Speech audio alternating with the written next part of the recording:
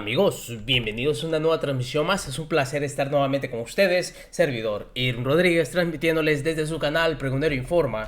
Antes de irnos leyendo la información, si es de tu agrado, ayúdanos con ese like, compártela para que pueda llegar a más gente y se entere de esta situación. De antemano te deseo tengas un excelente viernes. Nos encontramos ya a 30 de diciembre del 2022. Si nos estás viendo por primera vez, muchísimas gracias por tu tiempo y por tu espacio. Solamente pedimos el apoyo con la suscripción para que cada día podamos ser más en esta gran familia pregonera. Señores, fíjense ustedes, y antes de terminar el año, yo creo que esto no podíamos dejarlo pasar. Hemos visto que la manera en como Ricardo Monreal se quiere inmiscuir y buscar ser uno de los candidatos a la presidencia del 24 es mediante su eslogan, su lema de reconciliación. Una reconciliación que muchos simplemente nos cuestionamos porque ¿reconciliarnos con quién?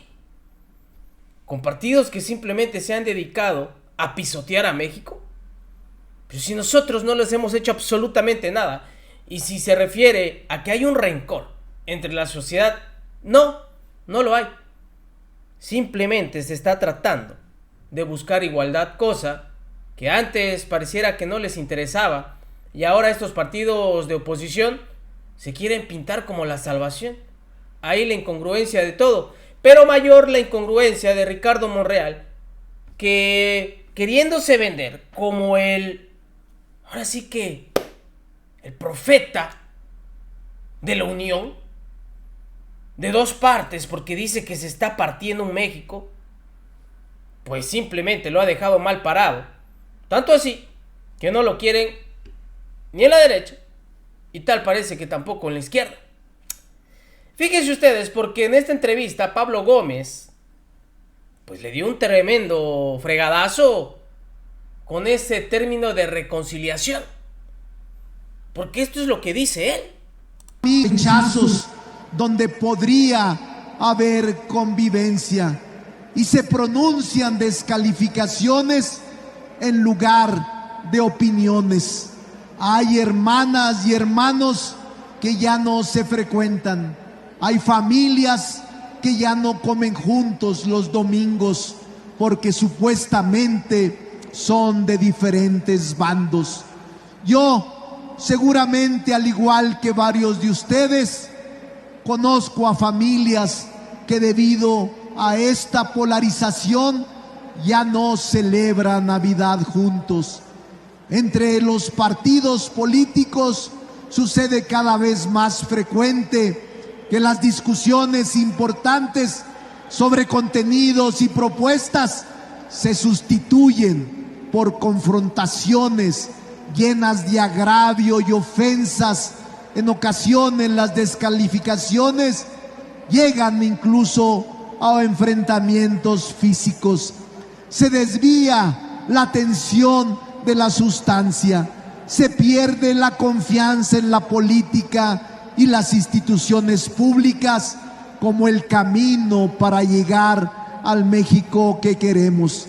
Y de manera más grave, esto inicia y da luz verde a la población para actuar de la misma forma cuando enfrenta diferencia de visión política.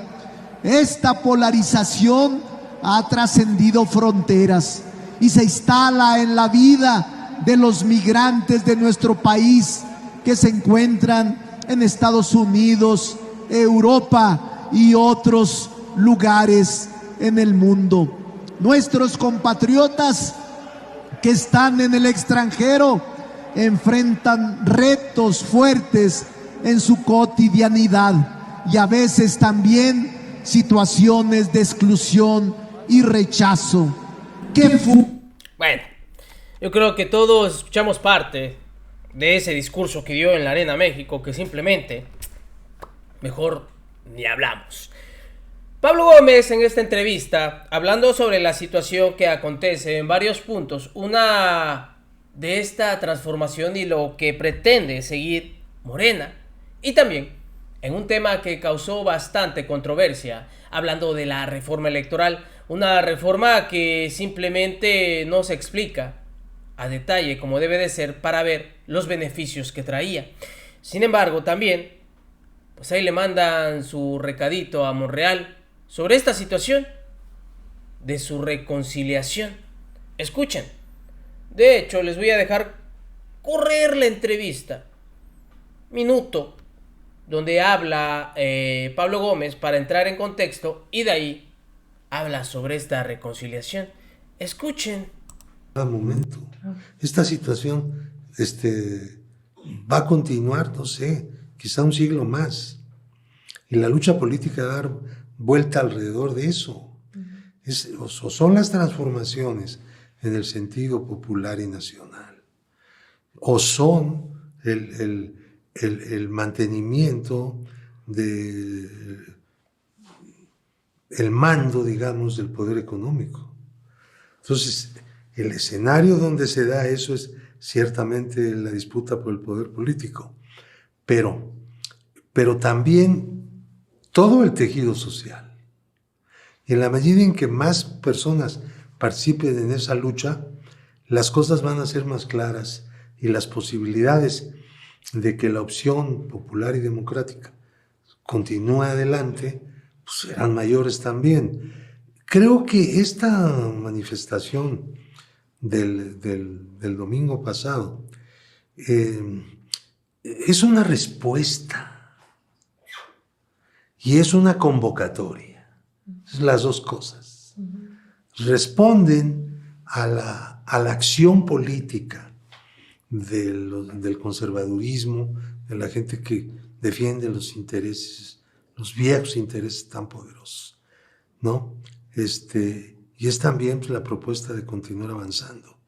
Es la propuesta de decir, no nos olvidemos que el poder está en disputa y el fondo de esa disputa tiene dos grandes polos, digamos. No hay que olvidarlo, porque lo que nos están proponiendo los que hablan de una reconciliación, no nos están proponiendo dejar una guerra, no estamos en esa situación. Claro. No nos están proponiendo una reconciliación amorosa que muchas veces es más dulce que la primera etapa, ¿no? Porque aquí no ha habido nunca ningún amor. Aquí hay una lucha política. Entonces no olvidemos eso.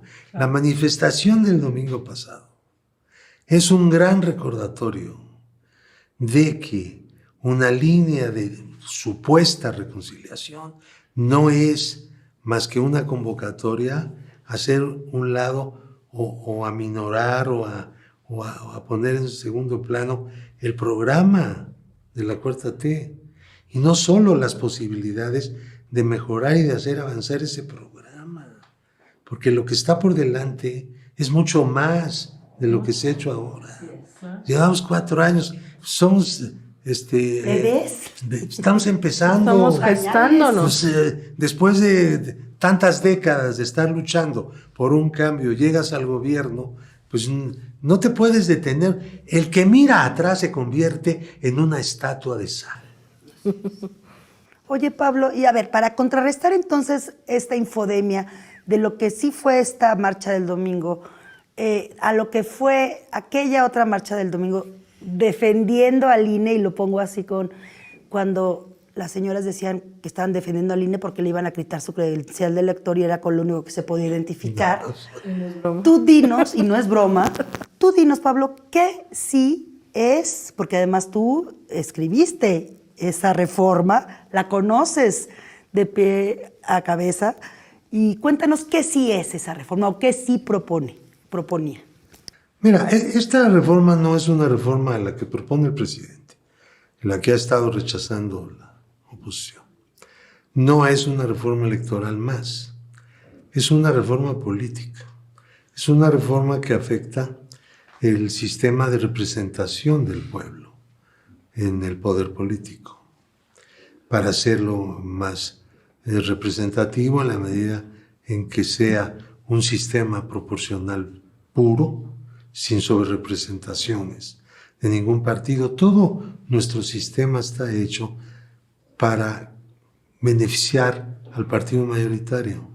Y hoy el partido mayoritario que es Morena, está proponiendo una modificación porque no quiere ninguna ventaja. De igual forma, tocó el tema de esta reforma electoral, que yo creo que no hace falta recordar quién la votó en contra, quién dio sus argumentos, quién dijo que era a plena luz inconstitucional. Sí, el maestro en Derecho Ricardo Monreal, que después pues tuvo que salir el diputado Hamlet Almaguer a dar los puntos actualizados del por qué no era inconstitucional. Bueno, sabemos que esto va a retomarse en febrero y lo más probable es que termine en la corte. Aunado a ello, el que tenía que hablar al respecto, así como lo dijo en la propia cara de Lorenzo Córdoba, fue Pablo Gómez. Y también le da una receta o una, digamos, madracito, por decirlo así, a Ricardo Monreal sobre este tema. Escucha. Ya sea en el sistema de representación en las cámaras, ya sea en las prerrogativas que el Estado les entrega a los partidos, y que se plantea que solamente se den para las campañas, la campaña es un acto democrático y ahí interviene el pueblo. Entonces, sí se justifica el financiamiento público para las campañas, pero no para las burocracias de los partidos que se han agarrado ese poder en cada uno de ellos y que se ha vuelto negocio para algunos, ¿no? No solamente negocio, sino que es una burocracia parasitaria, porque no tiene que ver con la gente, no tiene que ver con la participación política ni con la acción democrática, es parasitario estrictamente. Y también para que los órganos electorales sean nombrados por el pueblo. ¿Por qué el pueblo no puede nombrar cierto tipo de funcionarios? ¿Por qué? ¿Cuál es el motivo? No lo han dicho. No han dicho. Dice, eso se oye mal, eso no es correcto, eso no puede ser. Dicen que porque como nosotros gobernamos, somos mayoría, nosotros lo vamos a poner, pero seguramente no le dicen a la gente cómo se eligen actualmente. Pues sí, ¿no? Lo pone la Cámara. La Cámara se divide entre los grupos políticos, entre los grupos parlamentarios, se dividen las cuotas. Así es. Yo una vez siendo coordinador parlamentario, no acepté que el Consejo General se compusiera por cuotas. Y dije, no, yo no estoy de acuerdo. Y llegué a un acuerdo con los del PAN para evitar las cuotas en un sistema en el cual, para que fuera propuesto cualquier persona, tenía que tener la no objeción de todos. O sea, no había cuota. Por lo tanto, ¿qué es lo que hemos tenido?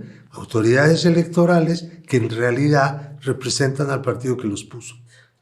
Pero pues, ¿qué? ¿No dijeron que no era así? Pues sí, pero en la realidad así ha sido. Lo que nosotros decimos es, bueno, vamos a una campaña electoral en donde los candidatos sean puestos a la votación del pueblo después de que todos ellos pasen en radio, televisión y en redes sociales, etcétera, etcétera, en debates y diciendo qué es lo que plantean, tanto para el tribunal como para el órgano electoral, el actual INE, y entonces la gente pueda votar. Y yo recuerdo en la historia, o a través de mis lecciones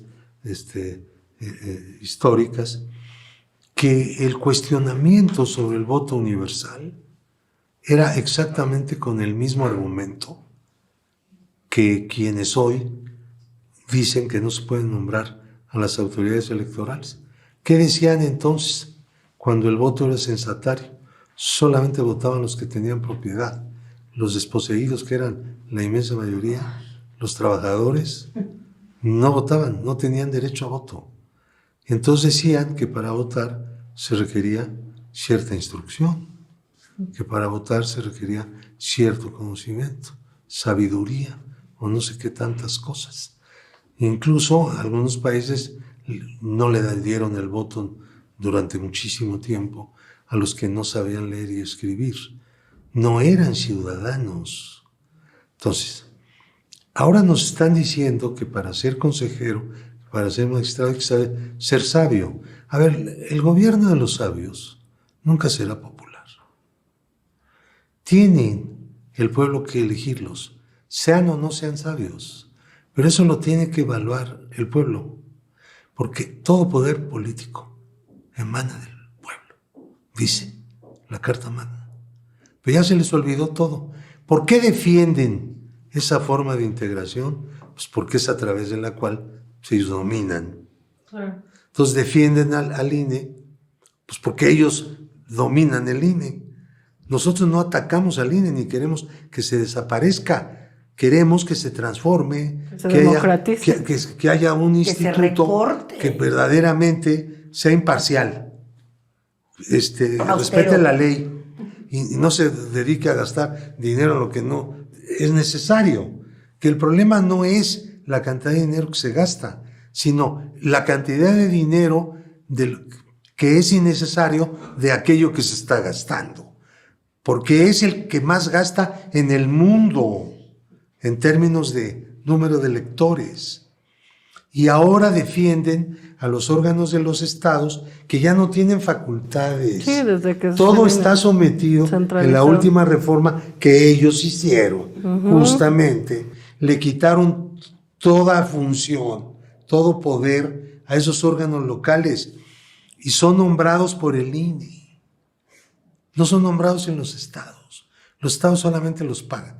Pero nos podemos ahorrar esos 17,000 millones para que los estados lo usen en escuelas o en hospitales, en algo que verdaderamente funcione, porque ¿para qué estar duplicando órganos electorales? Además no funcionan, responden a intereses creados de los estados, ¿no? A los gobernadores, a grupos de presión. Digo, en la práctica hay que decirlo, ha sido así. Y ahora las cosas han elevado a lo peor. Los consejeros electorales del INE se ponen de acuerdo, los gobernadores presionan a estos consejeros para poner a sus cuates. Ahora está peor, cada día está peor esto, de veras. Y una reforma, pues yo creo que es lo que corresponde. Ahora, si los términos de la reforma presentada por el presidente en la Cámara de Diputados no en su totalidad hubieran sido pues aceptables para un grupo u otro de la oposición, ¿por qué no hicieron una contrapropuesta? Claro. No hay que tocar la Constitución, ¿vale? ¿De cuándo acá? Eso, ¿son las tablas de Moisés? No. O la clásica frase que dice que no se le movió ni una coma. Y llevamos meses en la discusión, con asambleas, con información, asambleas en todas las delegaciones, en todo el país. Se habla, se informa a la gente. Va a pasar exactamente igual lo que pasó con la reforma energética. Mira, bueno, hasta el coraje de acordarme. Con la reforma electoral que la... Así son las cosas. La oposición oculta o dice verdades a medias. Más bien, digamos, mentiras. Y Monreal, ni hablar. Nos vemos en una siguiente emisión. Que sigan pasando un bonito día. Servidor Irving Rodríguez transmitiéndoles desde su canal. Recuerden, la información está ahí y depende de todos nosotros el pregonarla. Nos vemos en una siguiente emisión.